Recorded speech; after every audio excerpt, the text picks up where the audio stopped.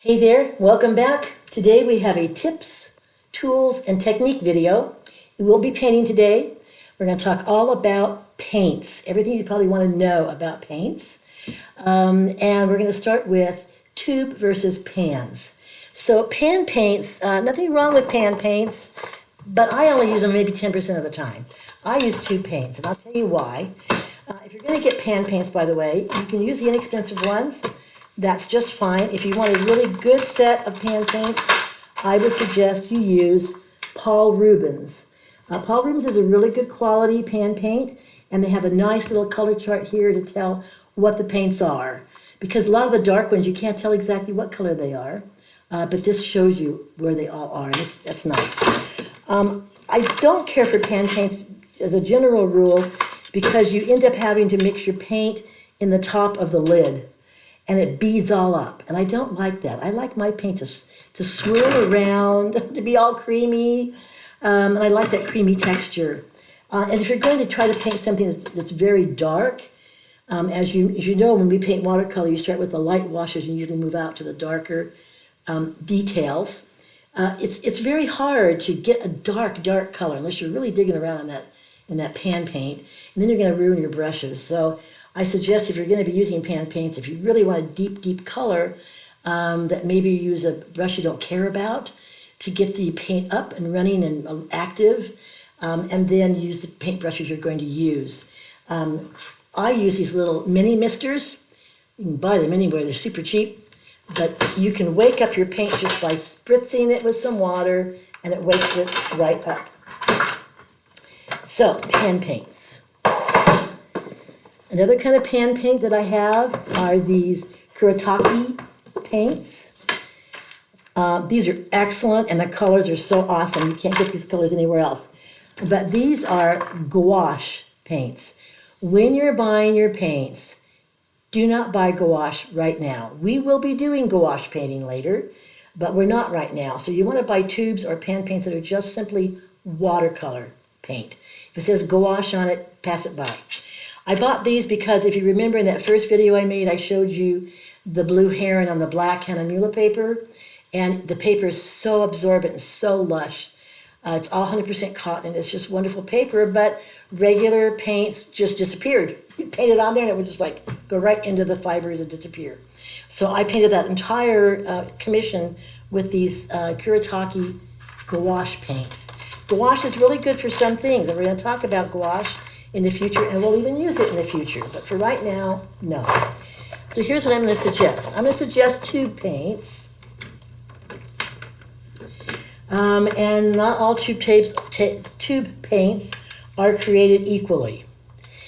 So if you want really inexpensive tube paints and you're just starting to paint, go ahead and go to Hobby Lobby and buy Master's Touch. As far as cheap paints go, it's probably a good cheap paint. So, and they're way less expensive than, things like Daniel Smith and really quality paints. The problem with the Master's Touch, and let me tell you what happened with this. This really frustrated me, but, Hobby Lobby is a business and they're there to make money, and so I know why they did it. But about 2.5 years ago, I saw this posting that Hobby Lobby was selling out of all of their major name brand paints like Daniel Smith, Winsor Newton, M. Graham, Holbein, all the really great paints. They were selling them at like 40% off. And I rushed over there and they were all gone. People who knew what they were doing had already bought them all. Because at that point, Hobby Lobby put into play their own brand, Master's Touch, and that's all they carry now. They do it, because they want you to buy their paint and not some other paint. I'll tell you the frustration with this paint. It's not a bad paint. If you're new at painting, go ahead and get them and use them. But here's my biggest frustration. You see how twisted up this thing is? I actually straightened it out for the purpose of this video, but you can get them really twisted because the caps don't fit perfectly like a lot of the companies, and they're hard to get off sometimes. And then you're holding the tube and twisting it, and you know what you do? You just twist the whole tube up. So here's my suggestion. I do this with all of my paints, but Master's Touch particularly. I have a little set of pliers, and I keep them with my paints. I put the pliers on the lid, and then at the top of the tube is a little aluminum shoulder here. You must hold that shoulder And then very carefully going opposite directions. Just keep moving and do it so slowly. There it goes. Until you can actually take this off. Otherwise, you're going to end up twisting your tubes out of shape totally, and you won't be able to open them at all. So be careful of that if you're buying Master's Touch. Otherwise, as I say, if you're new at it, go ahead and use it. There is a difference. I have to say there is a difference between between paints and how they move on the paper, and whether you can lift them off the paper after you've made a mistake, and how creamy they are, and the color, the vibrancy of the color, the different minerals they use to make their paints. They are different. But buy them to start with if you'd like. A little tube like this will last you for years. If you saw me when we were painting that lighthouse, I had little dots of paint. That's all it takes. Don't be squeezing out a ½ inch of paint out of a tube. You'll just waste it. Well, you don't really waste it because you can always spritz it with a little bit of water and wake it back up. Because that's the nice thing about watercolor paints is they never dry up to the point where you can't use them again. You can always wake them up with a little bit of water, and that is awesome. So let me see what else I want to tell you. Let's look at really good paints. I love Daniel Smith. It just happens to be the one I like the best. I do have some Winsor Newton, and by the way, all of this will be in the notes down below. Don't bother write stuff down. I do like Winsor Newton, and I do like Holbein and M. Graham. There's been some colors I've found in M. Graham I couldn't get in Daniel Smith. Some unique, odd colors that you go, oh, this is a great color. I want to use it for my next painting. Typically, you can mix your own colors, right? You get a set of 6 or so tubes, and you can mix and match your own. So I'm going to tell you the most common paint you should have that you can mix and make your own paints. One is have a good red. You need a good red. Alizarian Crimson would be good. Quinacridone Rose would be good, but a good solid red is important. Then I had the hiccups. I'm sorry, I'm going to hiccup all the way through this. A good yellow, and my favorite is lemon yellow. Use it for everything. Cadmium yellow is also good. It's got a different hue to it, but lemon yellow is excellent. Favorite color of all time. This is the only watercolor color that I've had to actually go back and buy more paints because I use so much of it. Otherwise, they last for years and years and years. And that's French Aquamarine Blue. It's ultramarine blue. It's an awesome color. And of course, you're mixing things, right? You can put the yellow and the blue together and get green, right? You can mix and match your paints. But if you're going to buy a green, I would certainly tell you to buy sap green, because you can take a little blue and move that into this little ultramarine blue into your sap green and get a blue green, right? And then I would either buy, probably both, but I would buy probably yellow ochre. You can mix yellow ochre with ultramarine and get a wonderful gray tone. If you're doing animals especially, it works really well. And either a burnt sienna or ripe sienna. Burnt sienna usually I use. That's also a great mixing color. The other two that you might want to get, Payne's Gray. I typically use Payne's Gray instead of black. You seldom use straight black in a watercolor. You do use it, but not very often. Payne's Gray can be looking almost like black. It's very, very, very dark. But when you water it down, just use a tint of the paint and lots of water, you get a lovely pale soft gray, and you can move blue into that, get a blue gray. And then I would buy lamp black. Lamp black, if you're going to use a black on something, and I have used a black on some things, it's a great black. So those are the colors I would use. 1, 2, 3, 4, 5, 6, 7 colors. I can tell you right now, if you get a 0.17 ounce, those are the little tiny tubes, about $11. If you get the Master's Touch, they're probably more like $7 or $8, $9. I don't know how much Hobby Lobby has jacked up the price on these now, so I'm not positive about that.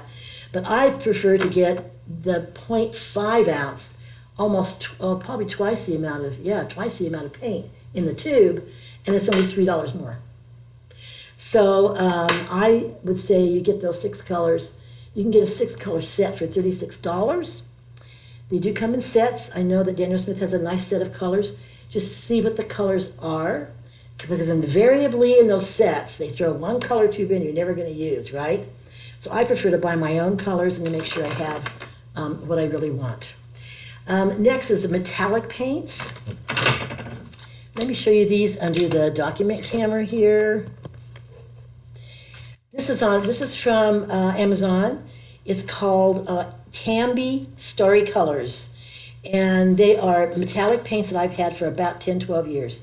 And look, I haven't used them up still. So they last a long time, and they're not real expensive either. I think this was maybe $11 or $14. You have two different colors of gold. You have bright gold and kind of a darker gold. And then you have two colors of copper, more of a brown copper and a light copper. And then you have rose gold. This is really a good, whoops, hello. It's really a great set, and I use them all the time, especially on cards.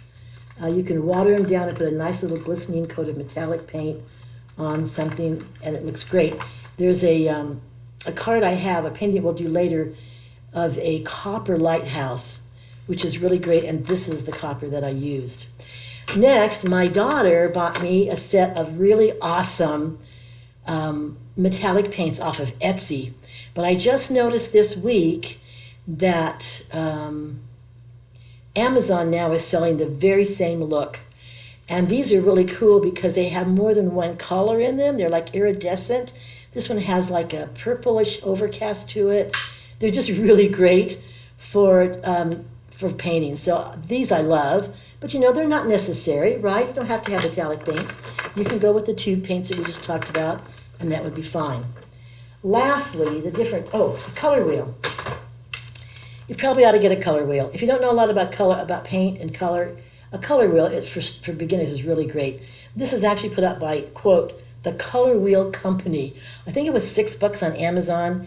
It shows you if you take orange and you add blue, you get this color. You take a red orange and add yellow, you get this color. It can tell you how to mix your colors. It also talks about things like what are primary colors. If you've forgotten 4th grade, I think it was 4th grade I learned about primary colors, and secondary colors and tertiary colors. What are warm colors versus cold colors? And we're going to talk about that later. It'll tell you all about that here in the middle.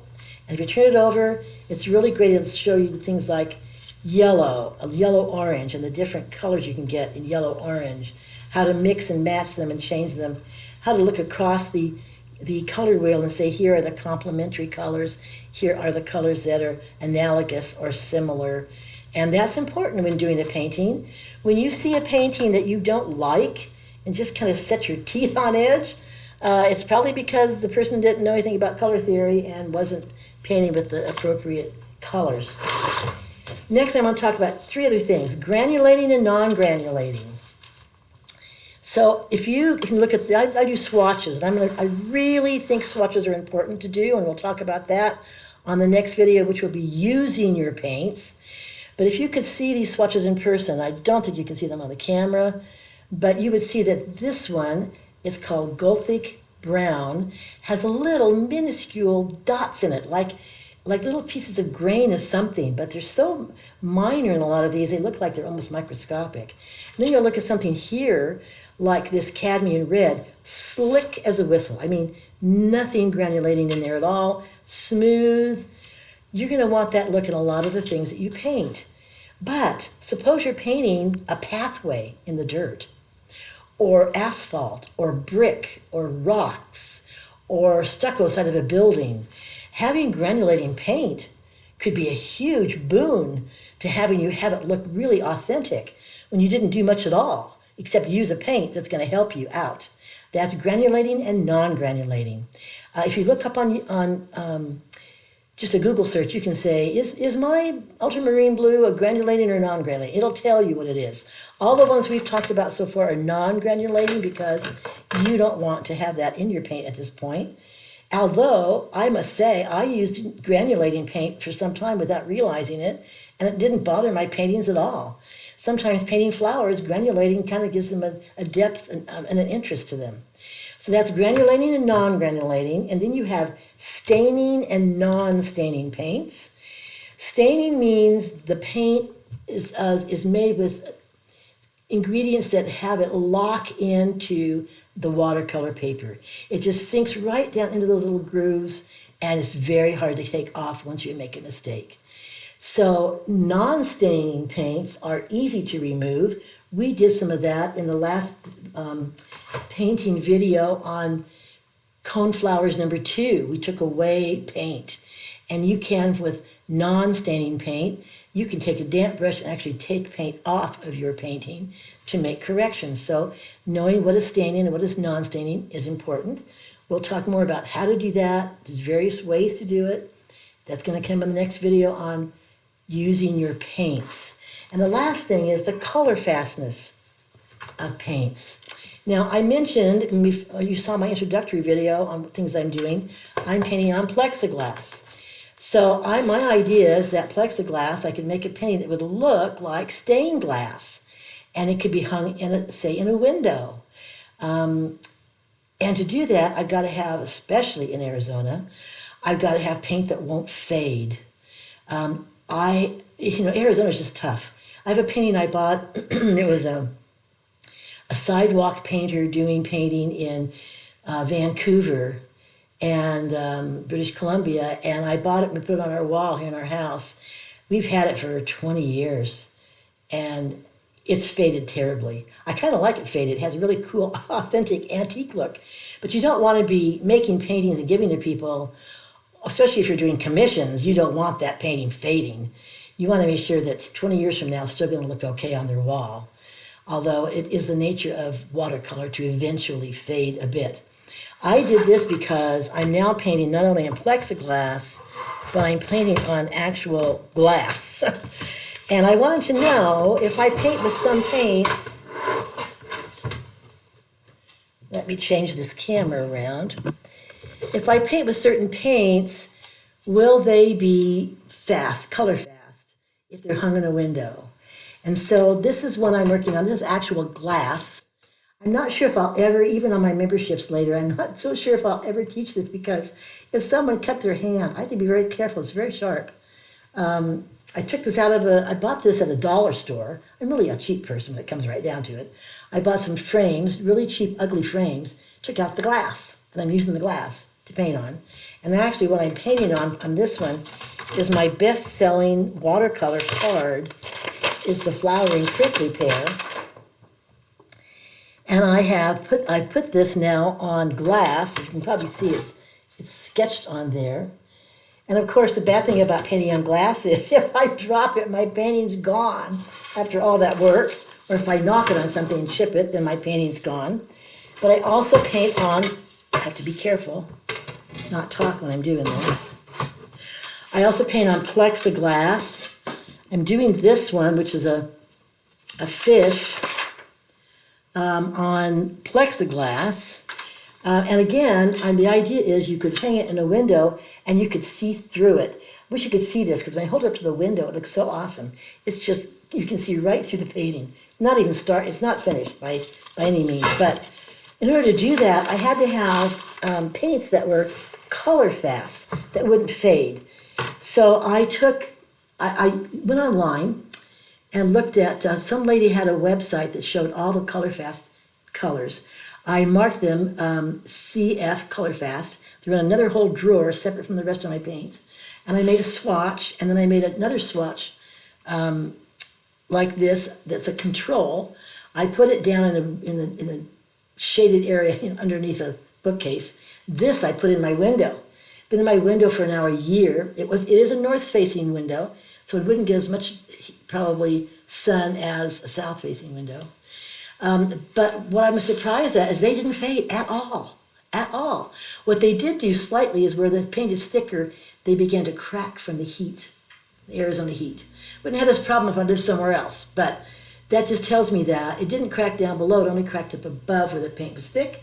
So that's telling me don't paint thick, Margie. Make sure you have thin coats of this paint when you paint it, and then it shouldn't fade. So cool things like this are fun to do. So color fast and non-color fast paint, staining and non-staining, granulating and non-granulating. We're going to talk about those as we move along in the various paintings we're going to do. We'll address all those problems one at a time so you're not overwhelmed. But those are the things I look for when I'm painting, is how can I do the best job that I can possibly do. So that's it on paints. Next up, we're going to have one on brushes. Brushes is the next one. And then the next one will be how to use your paints. We'll be making swatches. I'll be painting some stuff and showing you how certain paints react and how some paints don't react, and how to get paint off your paper when you make a mistake. Also, another video is coming on paper, which papers to buy. So this was a fairly short video. I hope it was helpful on paints. Up next, brushes. Thanks so much. Have a great day. I'll see you next time.